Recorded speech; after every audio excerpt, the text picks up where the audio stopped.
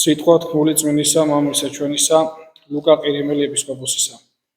დღესა იოანე წინამორბედის თავის კვეთისა.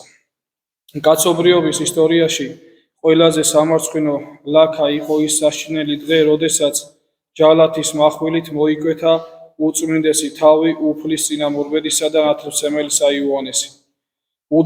უდიდესისა ნაშობთაგან დედაკაცისა, უფლისა ჩვენისა იესო ქრისტეს სიტყვებით რომ ვთქვათ, დაეცა თავი მისი და მიტანილ იქნა ეშმაკეულთა ნადიმზე და გადაეცა მროკავ ქალწულს და მან მიართვა დედასათვისა ყოლად ზაკვარი ეშმაკის მოწაფეს ჰეროდიას და თავად ეშმაკი ტკბებოდა იმის ცქერით, თუ მისი ეს წეული მოწაფე ბოროტი ჩაცინებით ნემსით როგორ ჩხლეტდა ენას წინამორბედის მოკვეთილი თავისა.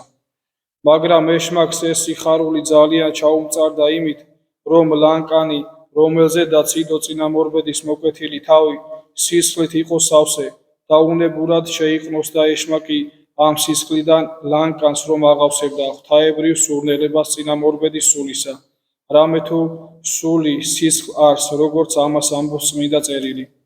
და აღვიდოდა ეს კეთილ სურნელება ქრისტესი სისხლისაგან მოწამეთა შორის უწმინდესისა სულ მაღლა და მაღლა, ცათა უმაღლეს უხორცო ძალებისაკენ. ქრისტიანობის ისტორიის პირველი 3 საუკუნის განმავლობაში ქრისტეს 10,000-ობით მოწამე აგრძელებდა უფლის წინამორბედის გმირობას.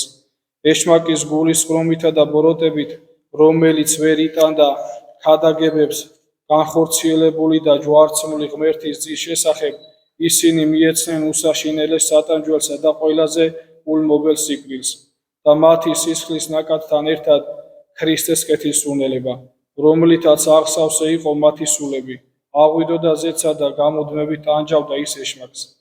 წავიდა ის დრო, როდესაც ქრისტეს მოწამენი რწმენითა და სიყვარულით რომ იყვნენ ანთებულნი უფლისა ჩვენისა იესო ქრისტეს მიმართ, თავს მსხვერპლად სწირავდნენ მისთვის.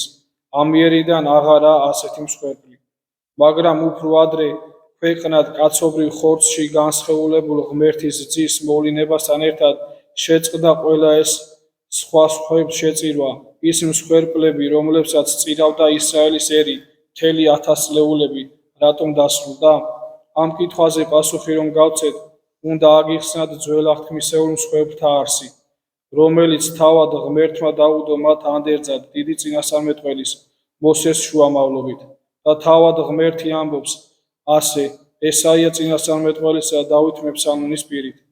რად ჩემდა სიმრავლე მსხვერპლთა თქვენთა, იტყვის უფალი, რამე თუ სავსე ვარმე ყოვლად დასაწველებითა ვერცხთა და ცმელთა კრავთათა და სისხლი კუროთა და ვაცთა არამნებავს. ნუ ჭამვა ხორცი ზვარაკთა, ანუ სისხლი ვაცთავსვა?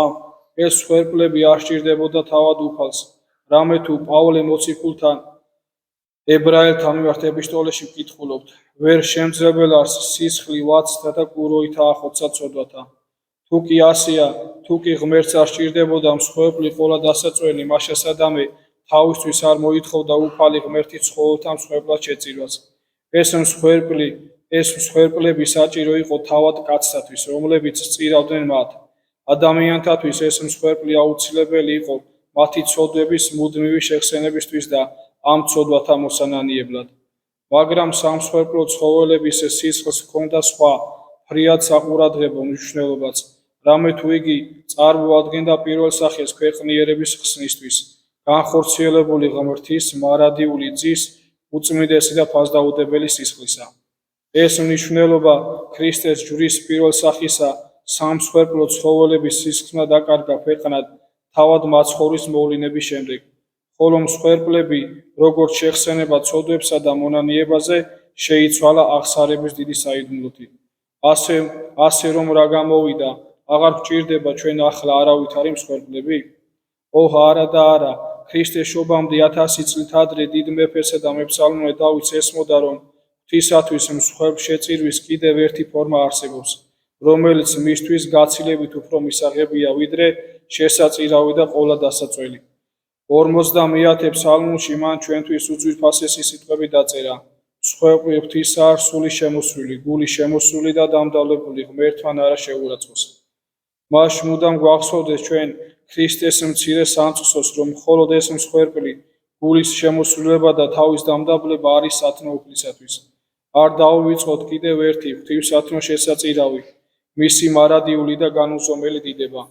დავით მეფსალმუნეს სიტყვებით მსხვერპლმა ქებისამან მადიდოს მე და მონარს გზა ისა და უჩვენო მას მაცხოვრება ჩემი. უფალი ჩვენგან არა მხოლოდ მავედრებე ლოცვას მოელის, არამედ მარადიულ დიდებასაც იმ აურაც ხელმოწყალებათათვის, რომელსაც ჩვენს მიმართ იჩენს. ყოველივე ამის დასამახსოვრებლად ყველა მერთხმად ერთითა პირითა და ერთითა გულითა უგალობოდ ღმერთს აქებით სახელსა უფლისასა. წმინდა იოანე ათლის ლოცვებით ღმერთმა შეგვიწყალოს და გვაცხონოს ჩვენ